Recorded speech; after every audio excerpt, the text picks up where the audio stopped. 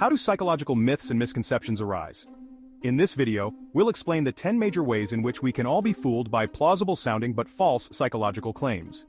It's essential to understand that we're all vulnerable to these 10 sources of error, and that we're all fooled by them from time to time. Learning to think scientifically requires us to become aware of these sources of error and learn to compensate for them.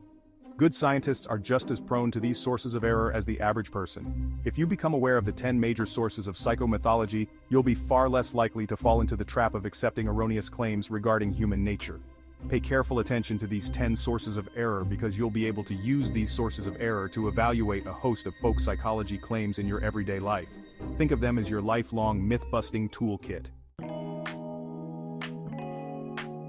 Number 1. Word of mouth.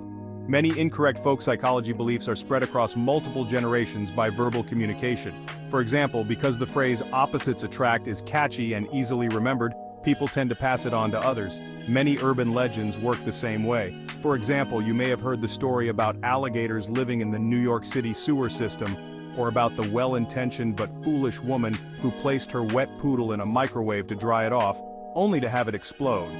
For many years, the first author of this book relayed a story he'd heard many times, namely the tale of a woman who purchased what she believed was a pet chihuahua, only to be informed weeks later by a veterinarian that it was actually a gigantic rat.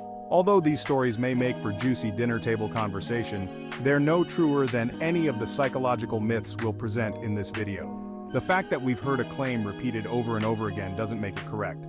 But it can lead us to accept this claim as correct even when it's not, because we can confuse a statement's familiarity with its accuracy. Advertisers who tell us repeatedly that 7 of 8 dentists surveyed recommended Bright Shine toothpaste above all other brands capitalize on this principle mercilessly.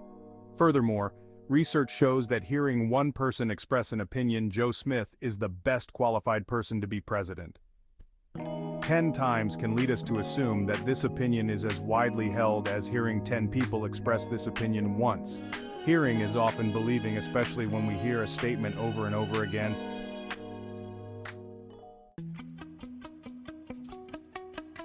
Number 2. Desire for easy answers and quick fixes.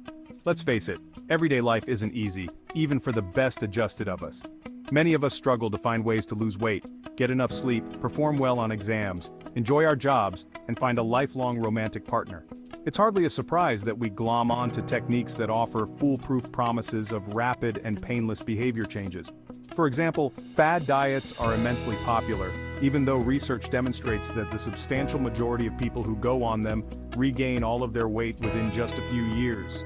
Equally popular are speed reading courses, many of which promise to increase people's reading speeds from a mere 100 or 200 words per minute to 10,000 or even 25,000 words per minute.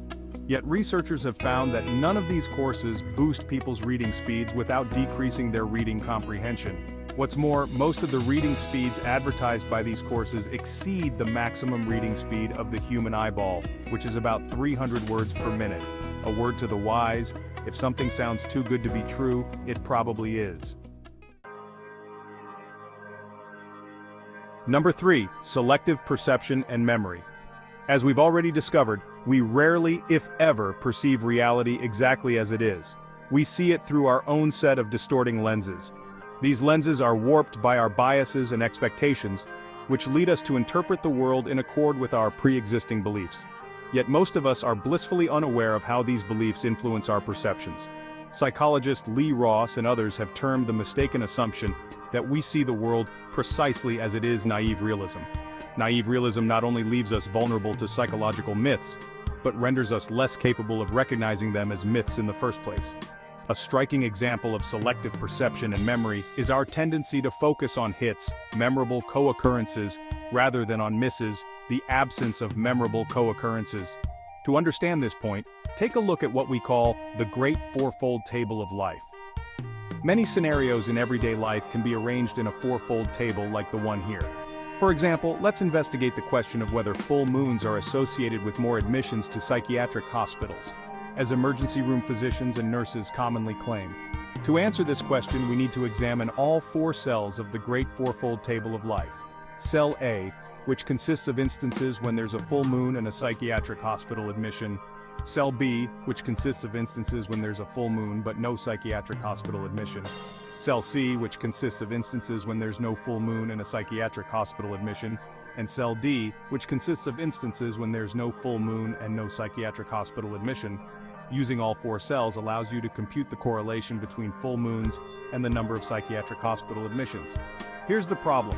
In real life, we're often remarkably poor at estimating correlations from the great fourfold table of life, because we generally pay too much attention to certain cells and not enough to others.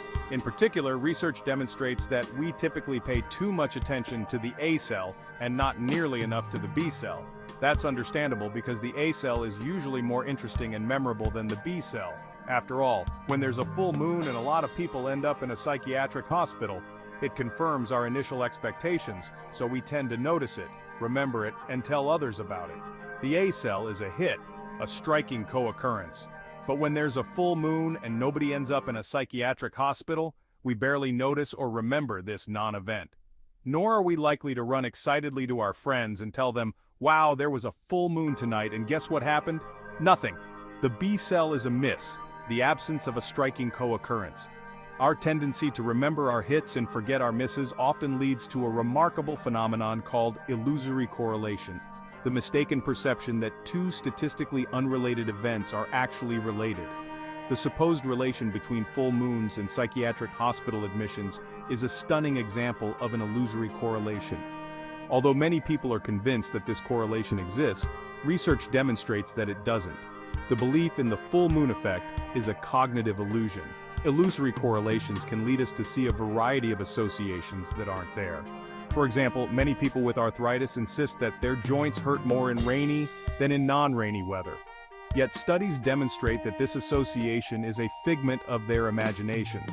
Presumably, people with arthritis attend too much to the A cell of the great fourfold table of life, instances when it rains and when their joints hurt, leading them to perceive a correlation that doesn't exist. Similarly, the early phrenologists saw close linkages between damage to specific brain areas and deficits in certain psychological abilities, but they were wildly wrong. Number 4. Inferring causation from correlation. It's tempting but incorrect to conclude that if two things co-occur statistically, then they must be causally related to each other. As psychologists like to say, correlation doesn't mean causation. So, if variables A and B are correlated, there can be three major explanations for this correlation. A may cause B may cause A, or a third variable, C may cause both A and B. This last scenario is known as the third variable problem because C is a third variable that may contribute to the association between variables A and C. The problem is that the researchers who conducted the study may never have measured C. In fact, they may have never known about C's existence. Let's take a concrete example. Numerous studies demonstrate that a history of physical abuse in childhood increases one's odds of becoming an aggressive person in adulthood. Many investigators have interpreted this statistical association as implying that childhood physical abuse causes physical aggression in later life. Indeed, this interpretation is called the cycle of violence hypothesis.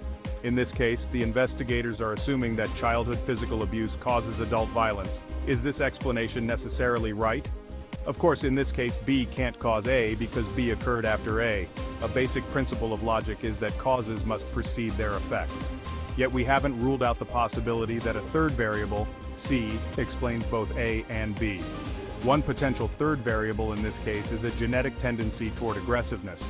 Perhaps most parents who physically abuse their children harbor a genetic tendency toward aggressiveness, which they pass on to their children. Indeed, there's good research evidence that aggressiveness is partly influenced by genes. This genetic tendency could result in a correlation between a childhood physical abuse history and later aggression in individuals with this history, even though A and B may be causally unrelated to each other. The key point is that when two variables are correlated, we shouldn't necessarily assume a direct causal relationship between them. Competing explanations are possible. If you found this information helpful, please subscribe to our channel, like this video, and share it with your friends. Don't forget to check out part 2, where we continue the list of psychological myths.